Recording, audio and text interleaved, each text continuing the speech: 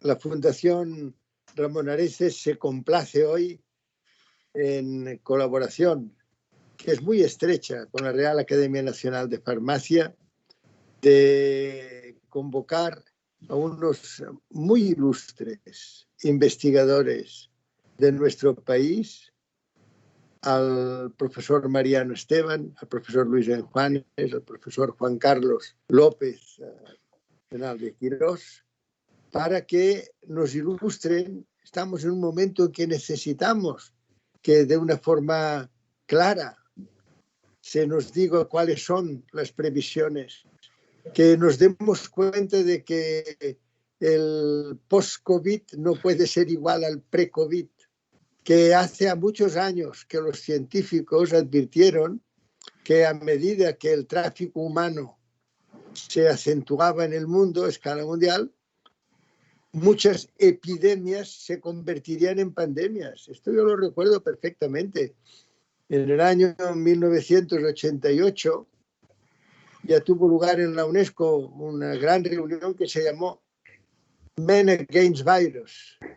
Y se decía en aquel momento, era pensando en el SIDA sobre todo, que era lógicamente la enfermedad que tenía una transmisión singular y que por ese motivo no era tan rápida ni tan nociva para algunas edades como lo es la COVID-19, pero ya dijimos, dijeron, porque allí estaban grandes profesores, estaba Paul Berg, el premio Nobel, estaba Montagnier, ya dijeron, ojo, porque a medida que haya un turismo mayor, por ejemplo, pues habrá, lógicamente, una mayor posibilidad de contaminación y lo que antes eran epidemias localizadas se convertirán rápidamente en grandes epidemias.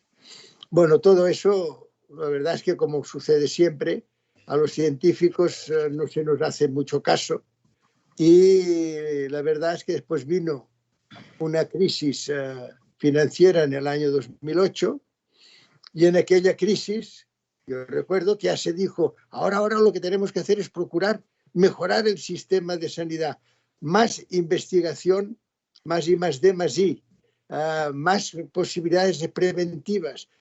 El sistema de salud tiene que ser importante. Yo recuerdo que se hicieron por parte de las Naciones Unidas lo que se llamó las 6 prioridades. Y se dijo, la primera prioridad,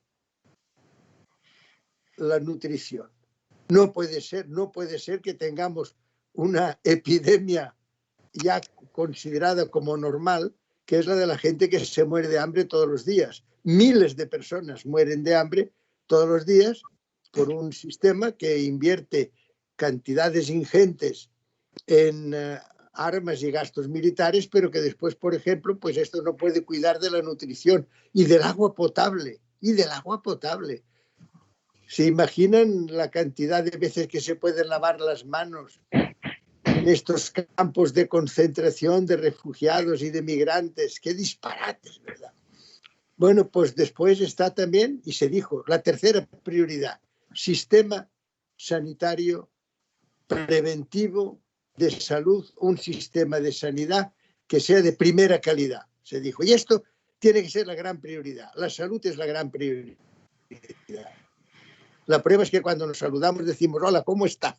¿Cómo estáis? Porque es la gran prioridad. Y después se dijo, cuidado del medio ambiente y buena educación y la paz. Era el último de los requisitos. Bueno, digo todo eso para que veamos la importancia que tiene el que todo eso se hizo exactamente al revés.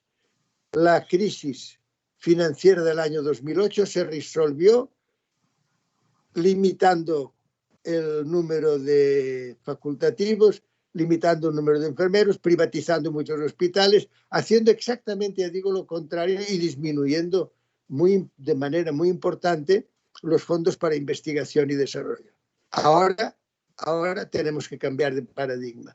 Ahora sí, yo creo, estoy seguro que una vez se resuelva con los sistemas de prevención y los tratamientos adecuados, tratamientos y vacunas, etcétera, por la manera que aquí tenemos a grandes técnicos que nos lo van a explicar. Pero yo lo que pienso es que tenemos hoy que tener todos el convencimiento de que el post-COVID no puede ser igual al pre-COVID. Y que en el post-COVID tenemos que pensar en todos los seres humanos y no en unos cuantos. Tenemos que pensar en todos aquellos que hoy viven en unas condiciones absolutamente detestables. ¿Por qué? Pues porque, vuelvo a repetir, los fondos no se dedican. ¿Qué se dedica? A ser que el país más importante de la Tierra, más millón y medio de hectáreas. Y después cuando hay un terremoto no sabemos qué hacer y cuando hay una inundación no sabemos. Lo que yo quería era decir que para mí este seminario, este coloquio, va mucho más allá de las medidas que se puedan adoptar en relación al COVID. Es una advertencia para el incremento de la prevención, para el incremento de la investigación científica y técnica, para que digamos a los políticos, los científicos, vamos a partir de ahora a tener, lógicamente, una mayor influencia en vuestras decisiones. Solo de esta manera podremos llevar a cabo lo que en el año 2015 se decidió como comportamiento, como paradigma, se decidió en las Naciones Unidas, fue la Agenda 2030 y fue los Objetivos de Desarrollo Sostenible, en uno de los cuales la salud es el más relevante. Y se dijo, a partir de ahora vamos a hacer estas vamos a seguir estas nuevas directrices. Y es muy bello porque dice, para transformar el mundo. Pues a ver si ahora somos capaces de transformar el mundo. Para mí es una gran satisfacción hoy tener aquí al vicepresidente de la Real Academia Nacional de Farmacia, al que saludo con gran afecto, somos amigos desde hace muchos años, y tener a nuestro antiguo presidente y siempre presidente, Mariano Esteban, que fue hace muy poco el presidente de la Real Academia de Farmacia también, tener al profesor Luis Enjuanes, lo conoce todo el mundo, además es muy televisivo, y tener a don Juan Carlos López Bernalde de Quirós. Quiero dar también las gracias, porque se lo merecen, a los que en la Fundación Ramón Areces han hecho todo lo posible para que tuviera lugar este coloquio, y ya no solo a su director, Raimundo Pérez Hernández, sino a Manuel Azcona, a Vanessa Santos, que se han ocupado de la preparación de este coloquio. Les quiero dar mi reconocimiento. Queridos amigos, tiene ahora la palabra don Ángel Villar. Excelentísimo señor presidente, profesor y querido amigo, antiguo amigo Mayor Zaragoza, de los tiempos de Granada. Ilustrísimo señor coordinador, doctor Honorio Bando. Excelentísimo, ilustrísimos señores ponentes, señores y señores.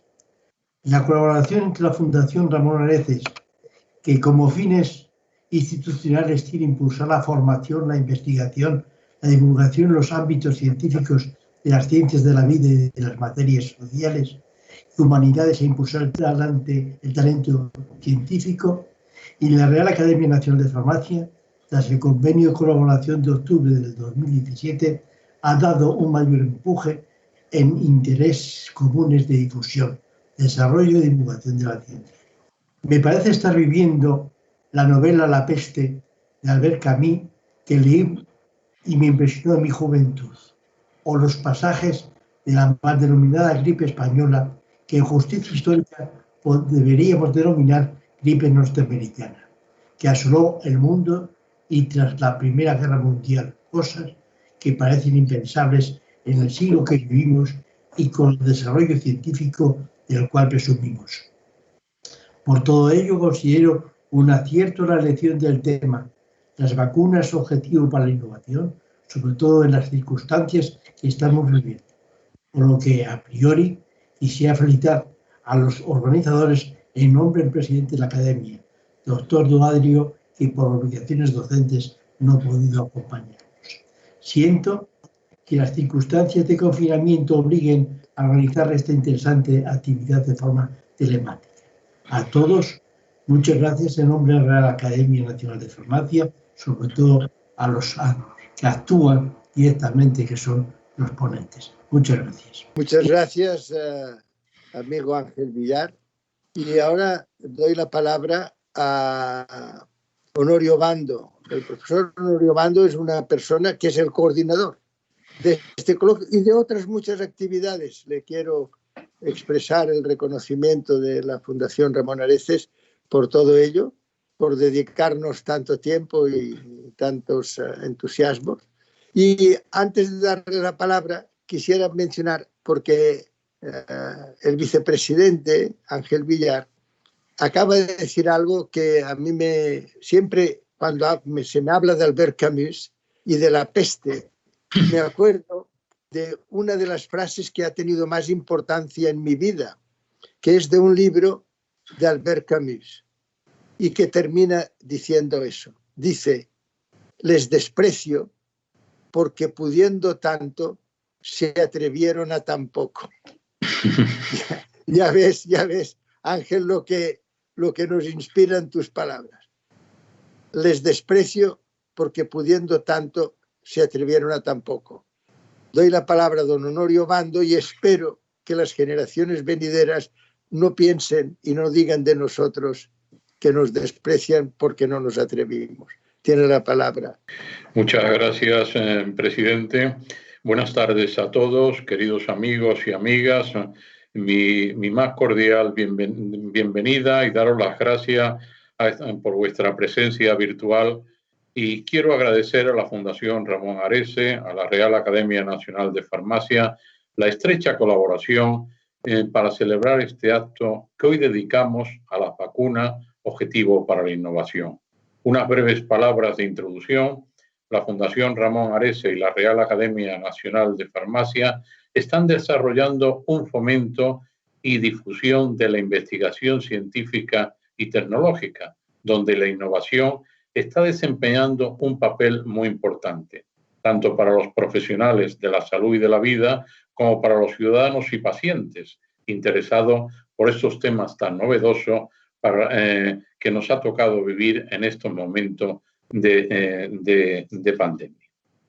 Esta jornada tiene como objetivo fundamental el afrontar y profundizar en las vacunas como elemento para la innovación, teniendo como telón de fondo la problemática sanitaria que estamos atravesando como consecuencia del COVID-19 y cómo paliar los efectos letales del coronavirus.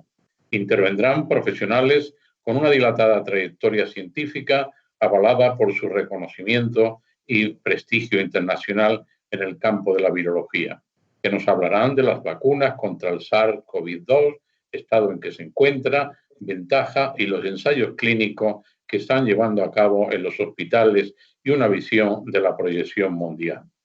En estos momentos de pandemia profunda que atravesamos, los ciudadanos deben estar bien informados, pues pienso que los ciudadanos bien informados son sujetos activos de su propia salud y contribuirán responsablemente a frenar los posibles contagios. Las vacunas son una temática de palpitante actualidad en todos los medios, tanto para los profesionales sanitarios, farmacéuticos, como para los ciudadanos y pacientes. En los últimos años, las ciencias de la salud y de la vida han experimentado cambios trascendentales debido a las nuevas y emergentes tecnologías, donde los fármacos innovadores y las vacunas están jugando un papel muy importante, ya que la ciencia en muchas ocasiones va por delante del ordenamiento jurídico. Esta jornada va dirigida a profesionales de la investigación, de la universidad, hospitales, administración sanitaria, así como todas las personas que día a día dedican su trabajo al sector sanitario y también, como no, a los pacientes y ciudadanos atraídos por estos temas innovadores para la ciencia de la salud y de la vida. Quiero agradecer aquí profundamente a todos los profesionales de la ciencia de la salud y de la vida, entre los que estáis vosotros, vuestra dedicación, trabajo, esfuerzo e ilusiones para conseguir mayores cotas de salud para todos los ciudadanos y pacientes en esta pandemia que venimos viviendo y con gran dificultad.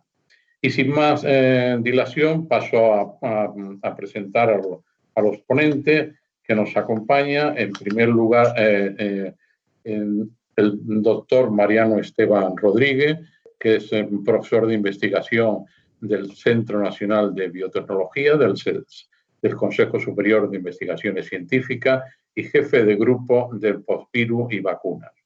También es doctor en microbiología por la Universidad de Santiago de Compostela y durante 1970 y 1992, 22 años, se dedicó a investigar en centros de Europa y de Estados Unidos, llegando a ser catedrático del Departamento de Bioquímica de la Facultad de Medicina de la Universidad del Estado de Nueva York.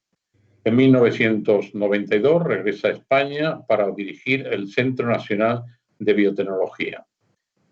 Mariano Esteban se ha centrado en el conocimiento de la biología molecular y de agentes patógenos como los virus, y para generar nuevas vacunas y enfermedades como el SIDA, la hepatitis C, el chikungunya, el ébola o la malaria, por citar algunas. Y también es autor de más de 300 publicaciones de gran impacto, más de 50 tesis doctorales, ha participado en congresos internacionales y a nivel de España, y también se le ha concedido recientemente la medalla al mérito de la investigación y educación universitaria. Ha sido profesor también y presidente de la Real Academia Nacional de Farmacia y del Instituto de España.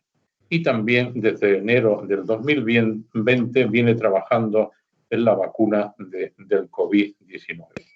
También nos acompaña el doctor Luis Enjuane, el profesor Enjuane, que ha dedicado a la virología más de 40 años de su vida, de los que 35 años se la ha dedicado al coronavirus, y estudiando toda su virulencia y toda la problemática que encierran los coronavirus. Es autor de más de 200 publicaciones, 58 capítulos de libros, ha realizado unas estancias en Estados Unidos y ha trabajado en centros e institutos nacionales de este país. Es profesor de virología de la Universidad Autónoma de Madrid y del Instituto Pasteur de París. Ha sido nombrado virólogo senior distinguido de la Sociedad Española de Virología, académico de la Real Academia Nacional de Ciencias Exactas, Físicas y Naturales, y académico de la Academia Norteamericana de Microbiología. El profesor Enjuane también tiene la medalla al mérito de la investigación y la educación universitaria concedida por el Gobierno de España, y también es experto consultor de la Organización Mundial de la Salud. Ha sido editor del jefe del Virus Research. Y también nos acompaña el doctor Juan Carlos López Bernardo de Quirós, especialista en microbiología clínica y enfermedades infecciosas, especialista senior de la unidad de enfermedades infecciosas del Hospital General Universitario Gregorio Marañón de Madrid. Es doctor en medicina por la Universidad Complutense y ha compaginado siempre la labor asistencial con la labor investigadora, sobre todo en el ámbito del SIDA, del VIH. También ha desempeñado trabajo de investigación en Estados Unidos y se ha dedicado a trabajar también en la vacuna preventiva sobre el VIH. Actualmente, como investigador senior en el Instituto de Investigación Gregorio Marañón. Y ahora abrimos ya el coloquio, no sin antes indicarle a los ponentes que hagan una introducción para situar su materia de cada uno, aunque las materias son muy conjuntas para los tres, y empezaremos por Mariano Esteban. Mariano, cuando quiera. Y quiero, en primer lugar, expresar el agradecimiento a la Fundación Ramón Areces por estos coloquios y esta colaboración muy estrecha con la Real Academia Nacional de Farmacia. Agradecer a su presidente y también al presidente de la Real Academia y vicepresidente por traernos precisamente este tipo de temas que son de gran actualidad y de interés para la población en general. Lógicamente, uno está ahora dirigiendo sus esfuerzos hacia tratar de conseguir un procedimiento de vacunación eficaz frente al coronavirus. Como investigador que llevo pues prácticamente 50 años dedicado a la virología, tratando de entender qué son los virus, cómo actúan, cuál es su estructura, qué es lo que hacen una vez que penetran en el interior de una célula y consecuencias que tienen para el organismo, con un aprendizaje que nos lleva a tratar de convertir virus que son patogénicos en virus que son realmente eficaces desde un punto de vista vacunal, convertirlos de malos en buenos. Y eso es una labor que venimos realizando durante muchos años, intentando conocer cuáles son los genes del virus que producen virulencia y, sobre todo, también en qué medida el organismo se protege contra los virus. Llevamos muchos años trabajando sobre los interferones, moléculas que el organismo produce inmediatamente como primera línea de defensa, tratando de definir su mecanismo de acción y al mismo tiempo desenmascarar el virus para convertirlo, como he dicho, en bueno, identificando sus genes de virulencia, eliminándolos y convirtiéndolo en un virus ahora que nos ayuda para actuar como vehículo transportador de genes de otros patógenos. Así hemos conseguido convertir, como he dicho, un virus que se utilizó como vacuna para erradicar una de las enfermedades más mortíferas que ha padecido la humanidad, como la viruela, y utilizarlo ahora en un vehículo transportador de genes del coronavirus. Lo hemos hecho con otros virus patogénicos, como el virus chikungunya, como el Zika, como el ébola, y de tal manera que expresando estos antígenos por este virus lo hemos convertido ahora en un candidato vacunal que nos protege en un 80% contra estos virus patogénicos. Así pues, nuestro objetivo como laboratorio del Centro Nacional de Biotecnología es tratar de desarrollar vacunas seguras y eficaces frente a patógenos como el coronavirus SARS-CoV-2. Y ahí estamos poniendo todo nuestro esfuerzo y empeño para que esto se haga una realidad y que España como tal pueda también ser un país en el cual estemos en la primera línea de la investigación, pero que apliquemos también estos conocimientos para beneficio de la sociedad. Y ahí es donde hace falta esfuerzos de todos a nivel de personal especializado en estas tareas, infraestructuras adecuadas, y así conseguiremos entre todos vencer a esta pandemia. Ese es nuestro objetivo y ese es nuestro deseo. Una vez más, mi agradecimiento hacia la Fundación, hacia la Real Academia y hacia todos vosotros por estar aquí con mis compañeros tratando de hablar en términos más coloquiales para que la población que nos está, las personas que nos están escuchando y que nos siguen, pues entiendan mejor estos conceptos. Muchísimas gracias y seguiremos hablando a lo largo del coloquio. Gracias, Mariano. Tienes la palabra el profesor Enjuane. Luis, cuando quieras. Bueno, yo también agradecer a la Fundación Areces y a la Real Academia de Farmacia, que siempre han estado en primera línea para informar a todos los científicos y el resto de la población en España, y a los profesor Mayor Zaragoza, al profesor Honorio y el profesor José María Villar. A todos los conozco desde hace mucho tiempo, he tenido esa suerte, siempre se han portado conmigo extraordinariamente bien, y por supuesto a todos los tres colegas que estamos aquí. En nuestros trabajos llevamos 35 años trabajando con coronavirus, no nos ha pillado de nuevas, habíamos preparado ya vacunas contra los dos coronavirus mortales para el hombre, el del SARS-1 y el del MERS. El laboratorio nuestro fue el primero del mundo que hizo un clon infectivo sintético. Esto era muy importante porque constituía una herramienta que nos permitía ver el papel que jugaba cada uno de los genes del virus. Y esto es muy importante porque los virus matan no porque se repliquen mucho necesariamente, sino porque tienen lo que se denominan genes de virulencia, que normalmente lo que hacen es anular las defensas del hospedador.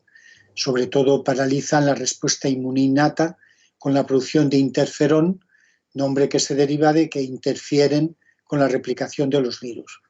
Al tener este sistema de genética reversa, ingeniería genética, formamos un clon infectivo de todos los coronavirus mortales para el hombre y averiguamos cuáles eran los genes implicados en la virulencia. Los deleccionamos del genoma completo del virus, estos virus entonces se atenuaban y un virus atenuado es un candidato a vacuna.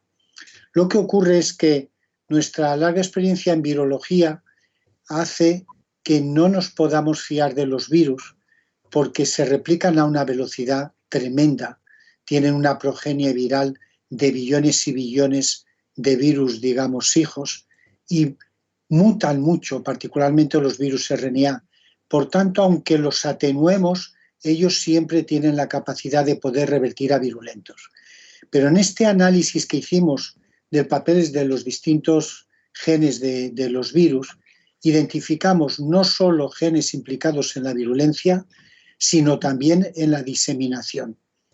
Esto hizo que en los 3 casos, el virus del SARS-1, el del MERS, proveniente de Oriente Medio, y el de ahora, proveniente de Wuhan, China, identificamos un gen que era esencial para la diseminación del virus.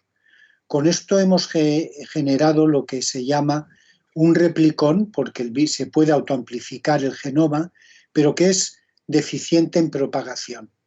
Al no poder diseminarse el virus de célula a célula, lo hace muy seguro. Ya no tiene la capacidad de poder revertir. Conjugando todas estas propiedades, hemos generado un replicón RNA que se amplifica la dosis pues 10.000 veces cuando lo administramos a un animal y que además no se puede propagar de célula a célula, infecta una pequeñita zona restringida. Esto lo hace muy capaz para inducir lo que se necesita con estos virus, que es inmunidad en mucosas, las mucosas respiratorias, que es por donde nos entra fundamentalmente el virus, y ahí induce una inmunidad muy fuerte. Y esto es a lo que nos hemos dedicado ahora a toda prisa. Estamos reproduciendo lo que habíamos hecho con el virus MERS, el de Oriente Medio, que nos salió una vacuna con mucho éxito por ser segura y muy potente, lo cual hacía que pueda inducir una inmunidad alta, de niveles altos y también duradera, que es muy importante en el caso de este virus. Muchas gracias a todos. Sí. Gracias, Luis. Tiene la palabra el doctor Juan Carlos López Bernardo de Quirós. Juan Carlos, cuando quieras. Muy bien, muchas gracias, profesor Bando. Antes de nada, quiero agradecer a la Fundación Ramón Areces y a la Real Academia de Farmacia la posibilidad que me da de estar aquí con todos vosotros compartiendo estos momentos en un tema tan apasionante como es el de la vacuna del COVID, ¿no? Para mí, yo soy clínico fundamentalmente, soy médico, me he dedicado siempre a las enfermedades infecciosas, aunque me viene un poquito el ramalazo de la inmunología de mi épocas de Estados Unidos, cuando estuve estudiando la respuesta inmunológica frente al VIH en los Institutos Nacionales de Salud. Y para mí es todo un honor compartir este coloquio con 2 personas tan eminentes, a muchos años luz de mí por encima, evidentemente, Mariano Esteban, al que ya le conozco de la época de la vacuna del VIH, y a Luis Sanjuanés, que no hizo presentación. Yo, como digo, soy fundamentalmente clínico y el tema de la vacuna de COVID me preocupa mucho desde diferentes aspectos clínicos. Desde principios de enero, en nuestros hospitales y en todo el mundo ha ido creciendo las infecciones por coronavirus, por SARS-CoV-2, de una manera exponencial. Hoy en día tenemos más de 35 millones de personas infectadas en todo el mundo, más de 1 millón de muertos. En España nos estamos acercando ya al 1 millón de personas infectadas. Ayer que se comunicaron 33.000 fallecidos en nuestro país, aunque según todos los datos parece que estamos por encima de los 50.000. Y yo, desde el punto de vista clínico, lo que siempre nos ha preocupado inicialmente es cuando tienes una infección viral, tenemos algún tratamiento que darle. Durante los primeros días empezamos a utilizar la hidroxicloroquina, se empezaron a utilizar los inhibidores de la proteasa del VIH, pero no han demostrado absolutamente nada y no han conseguido parar ni el mal pronóstico que tiene para algunas personas ni parar la infección. Únicamente un nuevo fármaco, el Remdesivir, que acorta un poquito el periodo de estancia hospitalaria, pero no acorta ni disminuye ni la mortalidad ni la necesidad de UVI. Y una vez más hemos tenido que recurrir a los fármacos más clásicos de todos, como son los corticoides, que al cortar la respuesta inflamatoria son los que sí que han hecho algún beneficio a nuestros pacientes. Por todo ello, la vacuna del COVID es indispensable para poder controlar esta pandemia y poder evitar que se reproduzca probablemente episodios similares a los de hace 100 años con la llamada gripe española. En el momento actual, la OMS reconoce que hay aproximadamente 150 vacunas de COVID en fase preclínica y hay 42 vacunas, a día 7 de octubre, 42 vacunas ya en fase clínica, en periodos clínicos. 11 de ellas están en fase 3 y ha habido 5 vacunas que han sido ya aprobadas de una manera para usos limitados, fundamentalmente en China y en Rusia, ¿no? Hay varias estrategias de vacunación y yo creo que aquí no merece la pena resaltarlos: las proteínas recombinantes, los virus recombinantes replicativos, los viriones, etcétera, etcétera. Cada una de ellas va a dar lugar a distintas respuestas inmunológicas y va a dar lugar a distintos comportamientos de esas respuestas, y todavía no sabemos exactamente cuáles van a ser las mejores respuestas y probablemente no vamos a poder comparar unas con otras. El desarrollo de una vacuna habitualmente viene a tardar entre 10 y 15 años, pero sin embargo estamos ahora mismo a 9 o 10 meses prácticamente del inicio de la pandemia y tenemos ya estudios en fase 3 y muy probablemente antes de un año del inicio de la pandemia tendremos vacunas en el mercado de una manera por lo menos restringida. Este desarrollo tan rápido lo que nos plantea desde un punto de vista clínico, a los clínicos y a las personas que vemos pacientes, nos plantea una serie de interrogantes, algunos científicos. Evidentemente va a haber correlación entre la respuesta inmunitaria y la protección a la población, es decir, ya sabemos que las vacunas producen buenas respuestas inmunológicas, tanto tumorales como celulares, pero esas respuestas van a proteger a nuestra población. Es necesario conseguir las dos respuestas inmunológicas y probablemente para ello mis dos compañeros tengan mucho que decir a este respecto. ¿Es necesario solamente tener anticuerpos neutralizantes o necesitamos también respuestas del tipo Th1? Las vacunas que tenemos van a proteger a las personas más vulnerables, a las personas mayores, a las personas diabéticos, que son siempre las personas que peor responden ante todo tipo de vacuna. ¿Cuál va a ser la mejor vacuna? Las vamos a poder comparar, vamos a tener una plétora de ellas probablemente en fase 3, pero no vamos a poder tener una buena comparación entre ellas. Y luego hay un tema que también desde un punto de vista clínico nos preocupa mucho, que es el tema ético y las cuestiones y las preguntas éticas que nos presenta esta vacuna. ¿Va a haber una distribución equitativa de esta vacuna en todo el mundo? Sabemos que o nos vacunamos todos o la inmunidad de rebaño no se consigue solamente en un país, y entonces a ese nivel tenemos que conseguir que esta vacuna llegue a todas partes del mundo y no solamente se acapare por los países ricos. Sabemos que debe tener un precio asequible para el gran número de países y que los países con mayor desarrollo económico puedan de alguna manera financiarlo. ¿Quién se va a vacunar primero? Al principio probablemente las vacunas van a estar restringidas. ¿Quién van a ser las personas que primero se vacunen? ¿Qué pasa si hay una persona que no se quiere vacunar y hay un grupo importante de población que no se quiere vacunar? En nuestro país, en el último CIS, aproximadamente un tercio de las personas decían que no se vacunarían de una vacuna de COVID. Es decir, este tema nos plantea muchos interrogantes que probablemente iremos resolviendo a lo largo del coloquio. Muchas gracias. Gracias, Juan Carlos. Vamos a comenzar el diálogo. Os voy haciendo una pregunta a cada uno, independiente de que cada uno de vosotros, los ponentes, podáis contestar. Para Mariano Esteban. Mariano, dime cómo puedes definir y en qué consiste tu vacuna para el coronavirus SARS-CoV-2?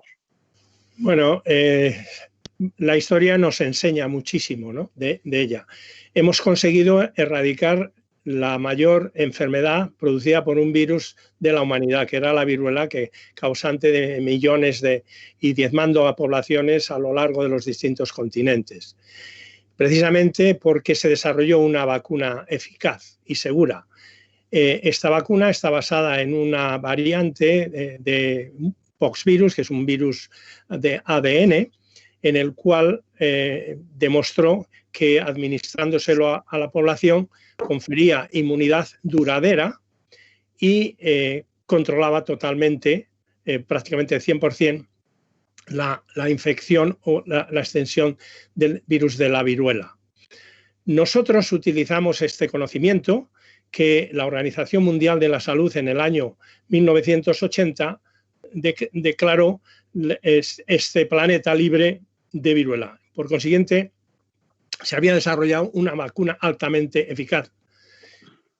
Ello nos ha permitido, a lo largo de las investigaciones que venimos realizando con un miembro de la familia de los poxvirus, el utilizar un variante altamente atenuado al que le hemos incorporado genes de coronavirus. Esta variante lo que actúa como un vehículo transportador que al penetrar en una célula va a producir la proteína correspondiente del coronavirus en cantidad y rápidamente, en cuestión de aproximadamente entre 4 y 16 o 24 horas, produce una gran cantidad de proteína del coronavirus que va a activar, va a alertar el sistema inmunológico, tanto las células T, CD4 y las células T, CD8, que son las encargadas de producir tanto una respuesta humoral de anticuerpos como una respuesta celular de reconocimiento de la célula infectada y destruirla.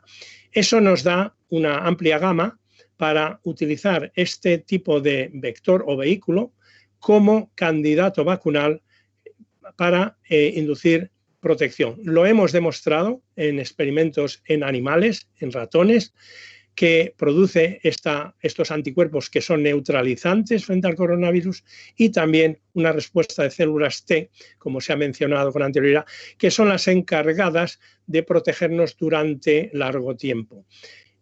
Básicamente en eso consiste la vacuna que hemos desarrollado y que ahora estamos llevando a cabo los experimentos de eficacia para ver que efectivamente controla la infección por coronavirus en animales de experimentación. Estamos ya con animales inferiores, así como en macacos, en animal más superior, para determinar esa seguridad y eficacia que necesitamos en las vacunas. Sí, Luis, por favor. ¿Crees que el virus del SARS-CoV-2 tiene en la actualidad más virulencia que cuando comenzó al principio o se ha atenuado? ¿Cómo lo ves tú? Bueno, pues es una pregunta que a mí siempre me ha interesado muchísimo, porque la experiencia en general en el mundo de la virología es que cuando un virus salta de un animal a las personas, inicialmente se transmite con una cierta dificultad, pero según se va diseminando, va mutando y aumenta la velocidad de diseminación. Y frecuentemente, además, esto conlleva una atenuación del virus.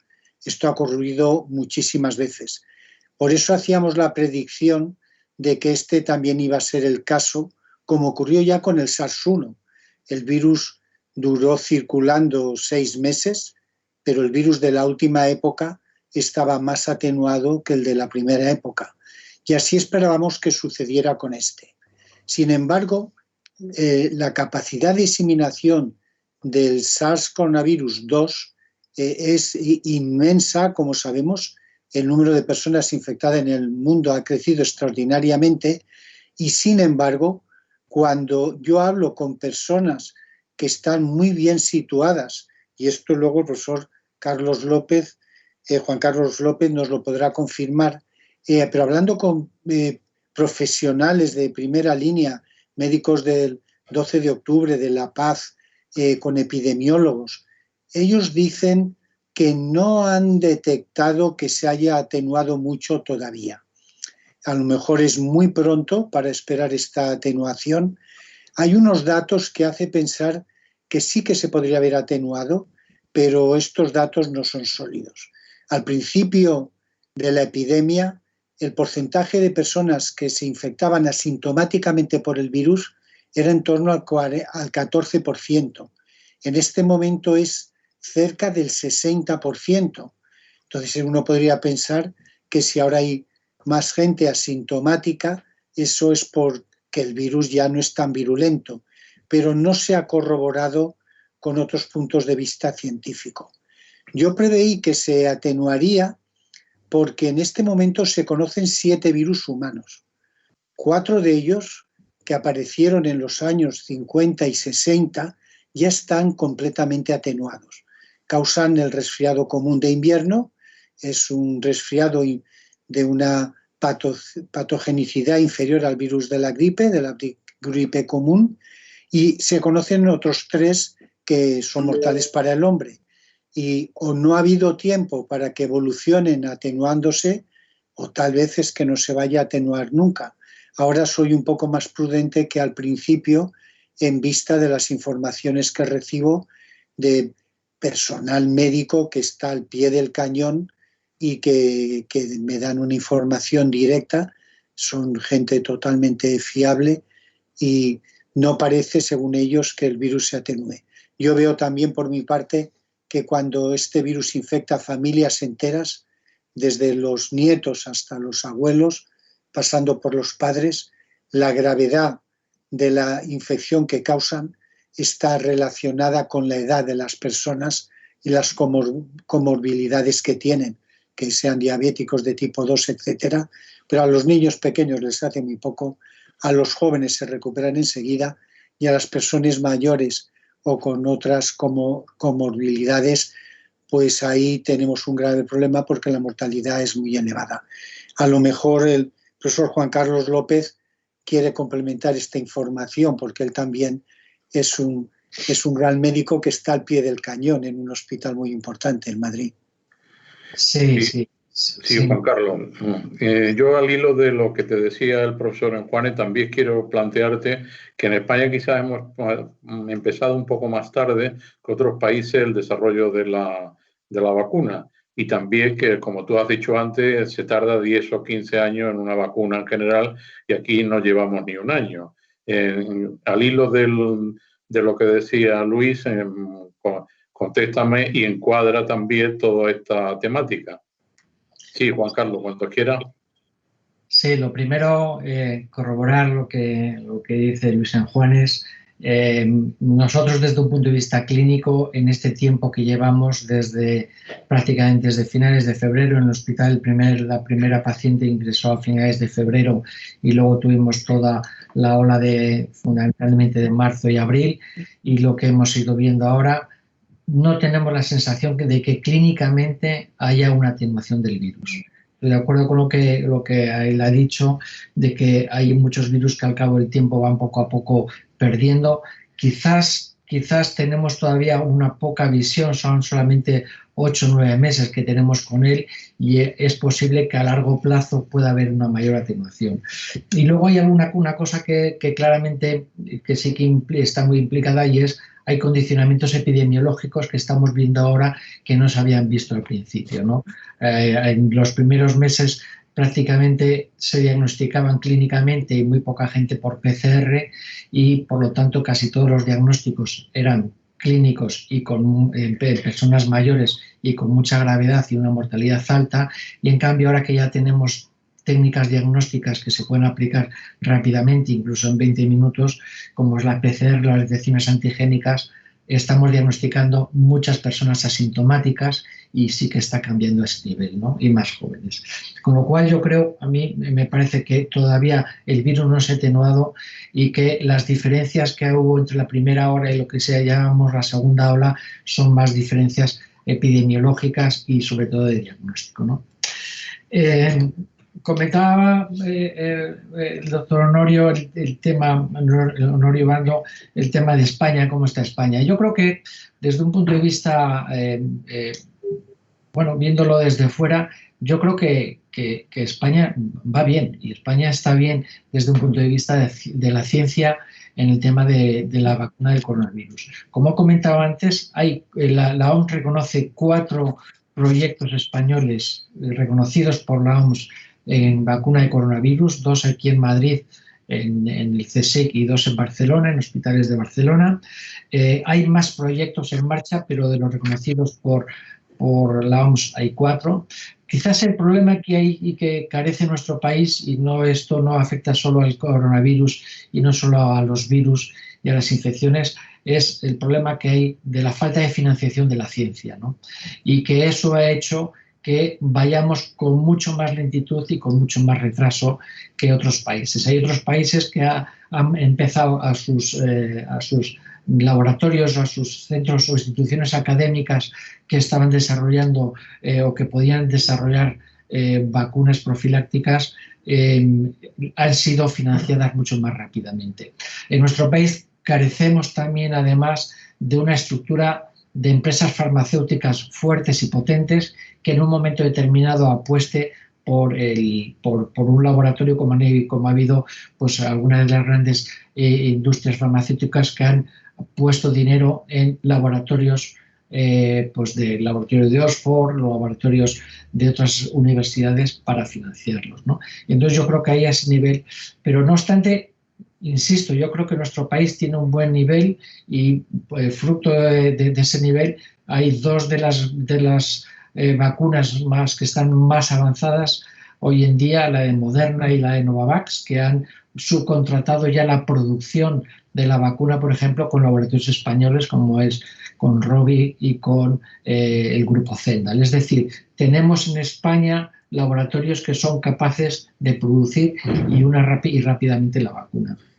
Sobre el tiempo que comentaba, pues evidentemente ya lo hemos dicho, estamos solapando estudios muy rápidamente con la vacuna que es necesario hacerlo, pero que nos pueden llevar a cometer errores y que hay que ir con mucho cuidado. Como decía antes, una vacuna tarda 15 años en producirse. Primero se hace un estudio, una fase evidentemente preclínica, fase 1, hasta que no tienes toda la fase 1 pasas a fase 2, fase 3. Aquí tenemos vacunas que están haciendo al mismo tiempo que han hecho la fase preclínica, han empezado ya a montarse la fase 3 y se han solapado la fase 1, 2 y 3 al mismo tiempo. Es decir, vamos a tener una vacuna rápido, pero desde un punto de vista, lo que es clásico de las vacunas, probablemente no vamos a cumplir todos los pasos necesarios, tanto de seguridad como de eficacia. Y esa rapidez nos va a hacer tampoco que no podamos comparar las diferentes vacunas entre ellos y no podamos vacunarnos probablemente o elegir cuál es la mejor. Sí, Mariano, ¿cuáles son las ventajas e inconvenientes que tú ves para esta vacuna? Y compárala con otras vacunas, como acaba de señalar Juan Carlos, que están actualmente en fase más avanzada. ¿Y cuáles serían los ensayos, tus planes para estos ensayos clínicos? Bueno, como se ha comentado, hay un número cercano a los 200 tipos de vacunas o modalidades que se están utilizando por distintos países. Muchas de estas vacunas, básicamente, como se ha dicho, se basan en 4 principios, es decir, o bien un virus inactivado o atenuado, o bien otro virus distinto que expresa antígenos de coronavirus, bien proteína o bien ácidos nucleicos. Entonces, cada una de estas tiene sus diferencias desde el punto de vista inmunológico y tiene sus ventajas e inconvenientes. Por ejemplo, la vacuna del ARN, que es la de Moderna, pues es una vacuna muy rápida, pero no sabemos cuáles es las consecuencias que puede tener a largo plazo y tiene un problema también de estabilidad, porque necesita el frío y del orden de menos 20 o menos 70 grados para mantenerla de forma estable. Es decir, que desde ese punto de vista cada vacuna va a tener sus ventajas e inconvenientes. Veremos en las fases clínicas que se están utilizando también virus inactivado o moléculas de ARN o ADN o también la proteína purificada y los vectores virales distintos al coronavirus, pero que expresan antígenos, cuál es su comportamiento desde el punto de vista de eficacia e inmunogenicidad. Como he dicho, la vacuna que utilizamos nosotros, que está basada en un virus muy atenuado, pues tiene la ventaja de que ya se utilizó para erradicar, como he dicho, la viruela, y que desde ese punto de vista pues nos da también esa seguridad. Y también que se ha demostrado que es altamente eficaz al inducir respuestas inmunes que son fundamentalmente de lo que se pretende que sean duraderas, es decir, que te proteja durante un tiempo. Esto es lo que se está evaluando en las distintas vacunas. Se habla de una sola dosis con alguna de ellas, se habla de 2 dosis o más dosis con otras, y eso es difícil de comparar unas vacunas con otras. De aquí en unos meses vamos a tener información de las fases 3 de eficacia y seguridad, y la cual nos va a indicar pues, que unas vacunas nos van a indicar que tienen X porcentaje de eficacia, vamos a suponer que es tiene que ser por encima del 50%, ya que en caso contrario se desestimarían. Otras te dirán que es un 70%, etcétera. Veremos a ver el grado de eficacia y veremos a ver también las consecuencias desde el punto de vista de la seguridad. Estamos viendo que algunas de estas vacunas, sobre todo las de adenovirus, que son las que nos han manifestado algunos casos de efectos adversos, pues han tenido que parar la fase clínica para asegurar que no es debido a la propia vacuna, pero que estos son efectos cuando uno analiza a miles de voluntarios y estás hablando de 30 o 60.000, pues que puedan ocurrir este tipo de efectos adversos que si se demuestra que no tiene nada que ver con la vacuna, pues efectivamente se sigue con esos efectos. En resumen, que tendremos vacunas, pero el grado de eficacia lo seguiremos viendo en estos meses, y como ha declarado las distintas agencias reguladoras, estas vacunas no serán aprobadas hasta que demuestren claramente que son seguras y que son eficaces en la población. Y por eso es importante manifestar a la población en general de que tengan confianza, porque las autoridades reguladoras, tanto a nivel europeo como de los Estados Unidos, y espero que de otros países, pues lógicamente tengan, cuando se administran estas vacunas a la población, la seguridad de que esas vacunas no van a conferir efectos deleterios o efectos adversos y presentar ningún tipo de peligro para la población. Eso creo que es fundamental y asegurarnos de que estamos en buenas manos. Sí, Luis, vamos a hablar ahora de la respuesta inmune. ¿Tú crees que hace falta este virus, necesita una respuesta inmune suficientemente potente?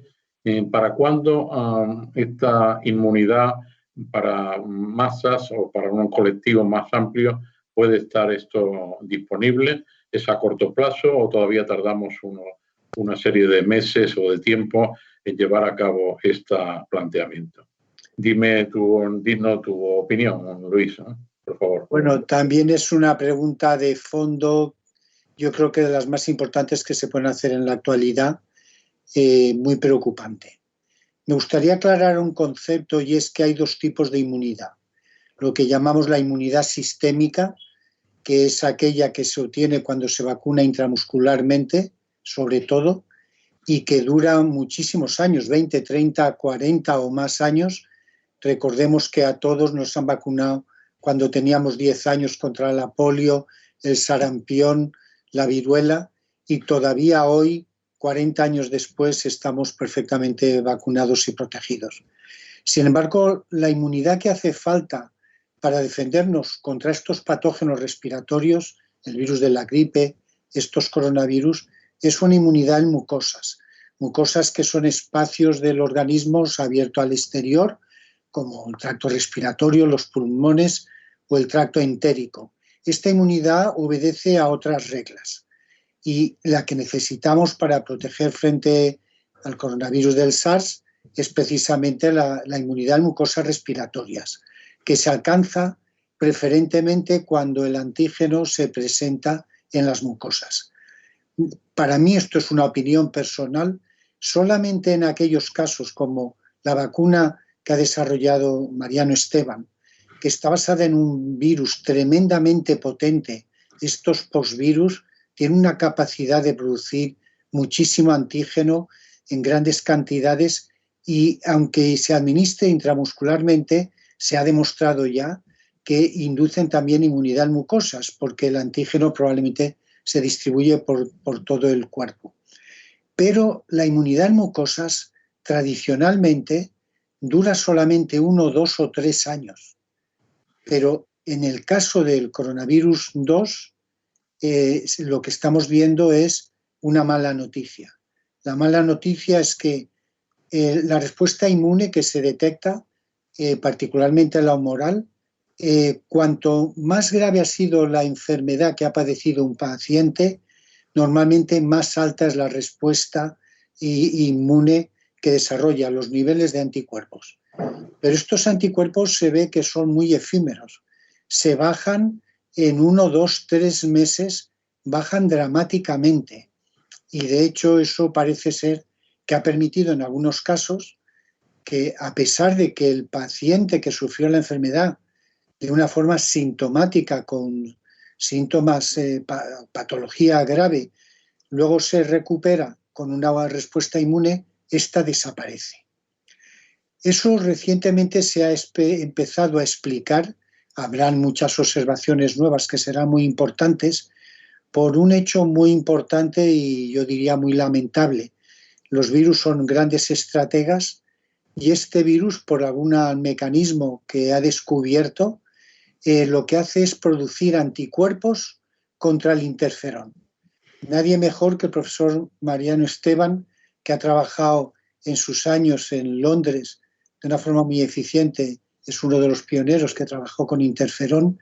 El interferón se llama así porque interfiere con la replicación de los virus, pero la importancia que tiene es que no es específico, induce una respuesta contra cualquier virus, no tiene por qué ser el mismo, puede ser de otro serotipo, y se induce en 3-4 horas, ya está efectiva con un alto valor. Pero este virus, que es, como digo, es un gran estratega, ha conseguido que nuestro organismo, nuestro sistema inmune, por alguna reacción que el virus induce, produzca anticuerpos contra el interferón. Esto es una pequeña tragedia o gran tragedia porque anula nuestra defensa inmune innata, que está en el frente de la defensa de nuestros organismos contra la invasión por un virus. Y esto probablemente hace que en conjunto la respuesta inmune que se monta sea justa, sí que se ve que sube la respuesta T y también se comprueba que sube el nivel de anticuerpos, pero probablemente a niveles relativamente modestos, que hace que si ya de siempre la respuesta inmune en las mucosas es de muy corta duración comparada con la respuesta sistémica, esta que duraba 20, 30, 40 años, que además al producir antiinterferón, que es uno de los elementos que anula la infectividad de los virus, pero que también potencia la respuesta inmune venga muy justas.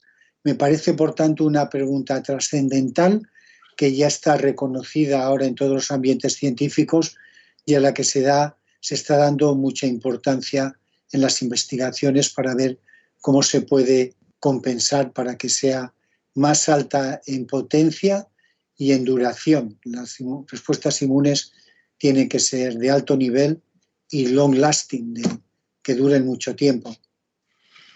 Sí, Luis, brevemente, al hilo de la noticia a nivel mundial del presidente Trump de Estados Unidos, ¿crees que el sistema que se le ha aplicado, el tratamiento inmunológico, está al alcance de un ciudadano medio de Estados Unidos y por qué no, del resto de los países? Danos una opinión breve para que sea una noticia de actualidad.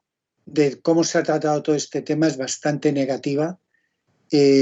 porque se le han dado medicamentos que todavía no estaban bien evaluados y parece que el presidente Trump se está comportando más como un vendedor de productos de sus amigos, como son los de la compañía Regeneron, los 2 anticuerpos monoclonales que se les han administrado.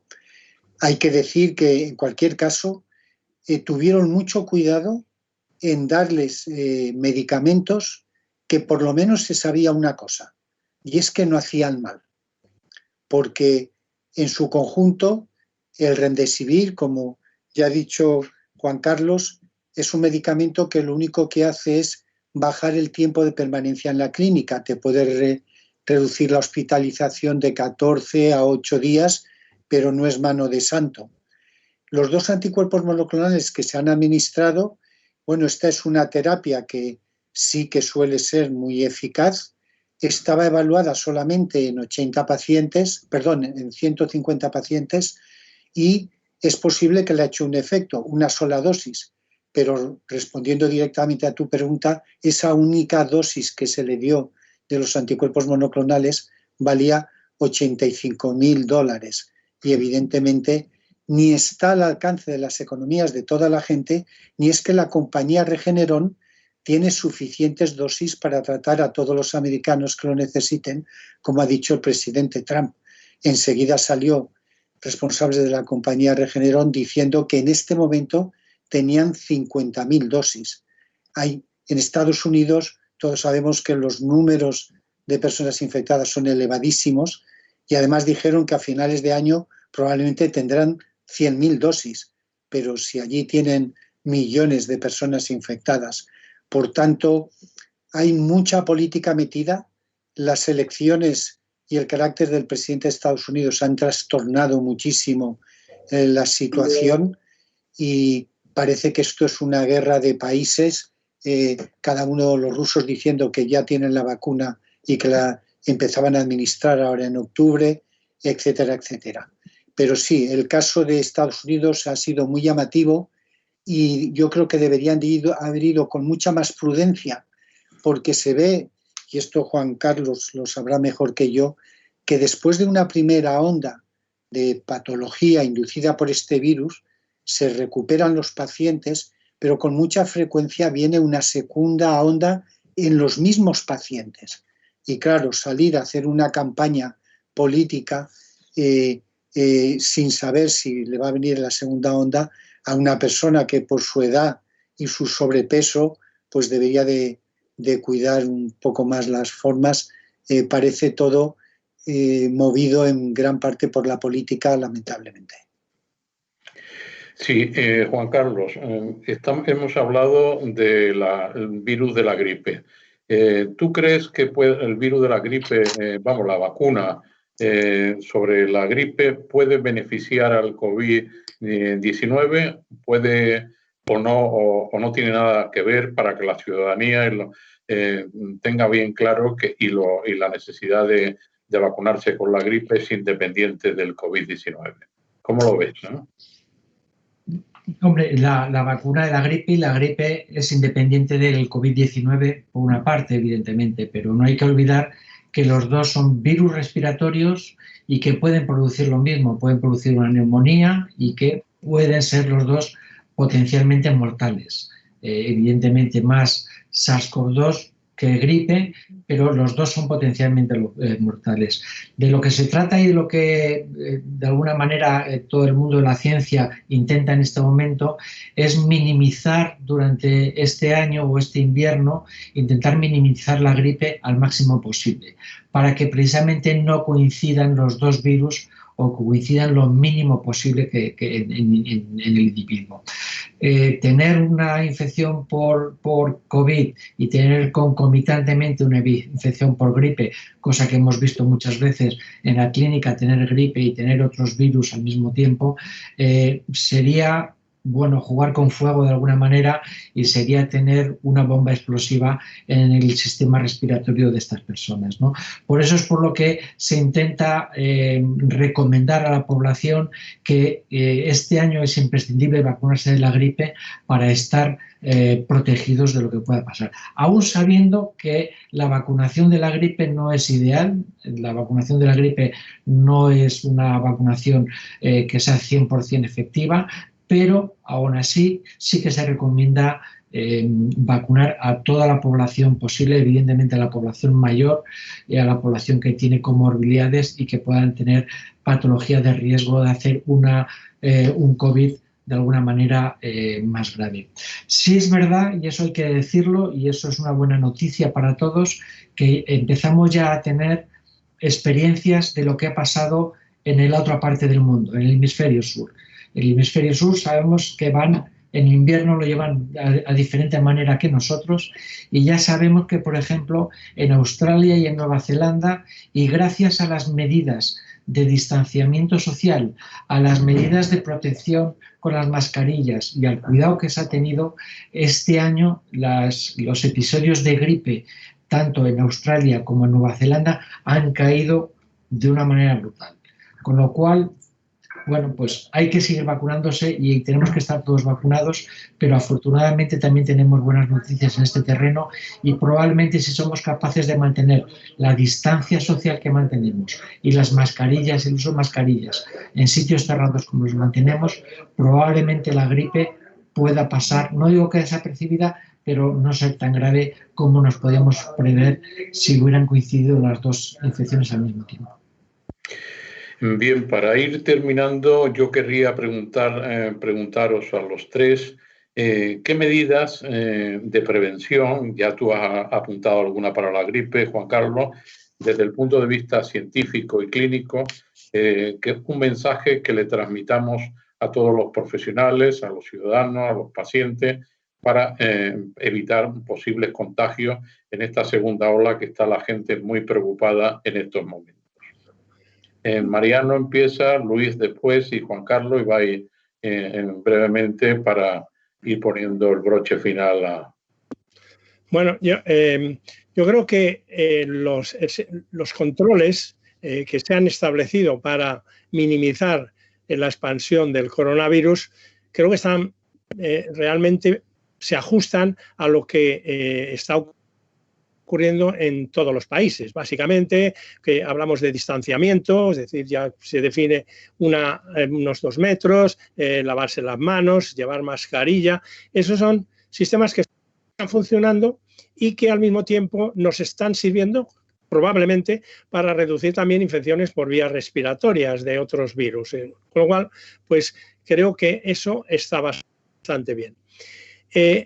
Lógicamente, el mejor sistema que vamos a tener para el control de este coronavirus, lo mismo que se ha tenido para otros virus, son las vacunas, sin lugar a dudas. Pero la pregunta es cuándo vamos a tener disponibilidad de vacunas que sean seguras y eficaces.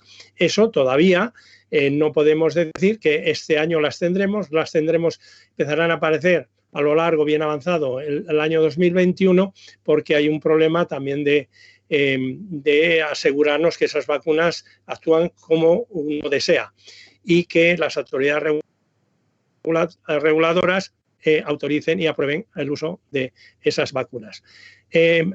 Lógicamente tenemos sectores, determinados sectores que dicen, oye, vamos a cambiar estos sistemas de confinamiento riguroso y demás.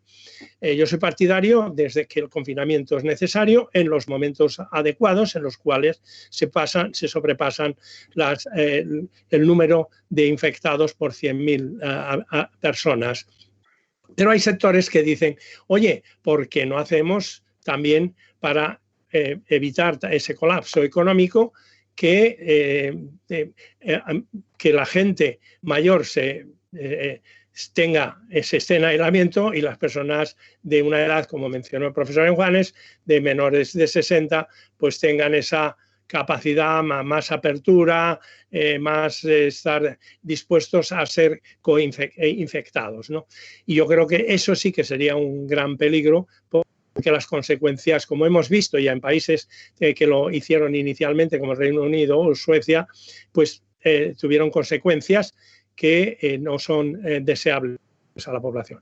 Es decir, que tenemos que seguir, desafortunadamente, manteniendo las pautas de reducción de los riesgos, que la población, yo creo, y la población española lo sigue mayoritariamente. Hay siempre determinados sectores que por su edad o por su deseo de estar, sentirse más libres, pues están contraviniendo estas acciones, pero creo que mayoritariamente la población española es un ejemplo de realmente de aceptación de los criterios que las autoridades sanitarias están estableciendo, y realmente no es de recibo esa confrontación que se produce entre los distintos sectores políticos o autonómicos y del gobierno. Creo que desde el punto de vista poblacional el deseo es que todos estemos de acuerdo. La comunidad científica mayoritariamente está de acuerdo, por eso los científicos transmitimos a las autoridades lo que consideramos esencial e importante para eliminar los riesgos, y creo que mediante todos estos procedimientos, y luego cuando lleguen las vacunas, que llegarán, conseguiremos realmente el control de esta pandemia, pero que todos los indicadores nos sugieren que la pandemia la tendremos por largo tiempo, a lo largo del año 2021, y deseable que para antes del verano podamos ya decir que la tenemos bien controlada, y que los brotes, que es lo que la OMS siempre asesora, es abortarlos, controlarlos lo más rápidamente posible. Y eso yo creo que mediante estas medidas de acuerdo entre todos los sectores y las comunidades autónomas en España podamos conseguir. Y ese es nuestro deseo. Luis, bueno, brevemente también, Juan Carlos. Yo creo que el virus se va a convertir, ha venido para quedarse, se va a convertir en un virus estacional, como el de la gripe. ¿Por qué el virus de la gripe es estacional? Porque los virus son muy sensibles al calor, a la luz ultravioleta y a los espacios cerrados. En invierno, como hace frío, todo el mundo se cierra, las horas de luz ultravioleta o luz solar son más cortas y las temperaturas más bajas, por lo cual el virus es más estable. Entonces tenemos que combatir estos tres elementos, viviendo todo lo que podamos en espacios abiertos o ventilando donde estemos todo lo que podamos, y por supuesto aplicando todo lo de distancia social, mascarillas, lavado de manos, etc. Esto es fundamental. Pero en este momento que la concentración de personas infectadas es tan elevada, tenemos más de 500 por 100.000 habitantes. Esto es una barbaridad. Otros países toman medidas mucho más drásticas. En Alemania con 50.000, en Francia con 250.000. Hay que tomar medidas contundentes de aislamiento. Cuanto más contundentes, más cortas pueden ser. Necesitamos medidas muy estrictas para bajar los números antes de que llegue el invierno de verdad. Entonces ahora tenemos la oportunidad de actuar ahora con mucha fuerza para que venga el encierro de las personas y la asistencia a lo mejor a cines y a locales cerrados, tengamos unos números bajos que podamos controlar con una cierta eficacia. Y por último, lo que es muy importante es en todos los estamentos, centros de investigación, hospitales, colegios, escuelas, fábricas, tienen los propios responsables de estos centros, tienen que hacer una vigilancia epidemiológica muy estricta. Evaluar con mucha frecuencia a la gente que ellos controlan En muchos casos, muchas fábricas ya lo están haciendo por propio interés. Hay fábricas importantes en España que ellos vigilan a todos sus trabajadores semanalmente. Conozco incluso una que lo hacen los lunes y los viernes, para, en cuanto entre el virus, no dejarle la oportunidad que se disemine, confinar enseguida la sección de la fábrica o el colegio, intervenir con mucha rapidez. Se puede hacer, los chinos lo han demostrado, y no es que tengan más dinero que otros países como Estados Unidos, tal vez sí lo tengan, pero lo que tienen es mayor disciplina y más ganas de colaborar. Y allí se dan unas instrucciones y se siguen, no como en otras partes que el gobierno manda una cosa y enseguida salen tantos como españolas diciendo la contraria. Es hora de que se colabore con las autoridades sanitarias del país y le hagamos todos casos de una vez. Sí, Juan Carlos, brevemente, ¿qué añades a lo que ha establecido Mariano y Luis? Totalmente de acuerdo con sus comentarios, ¿no?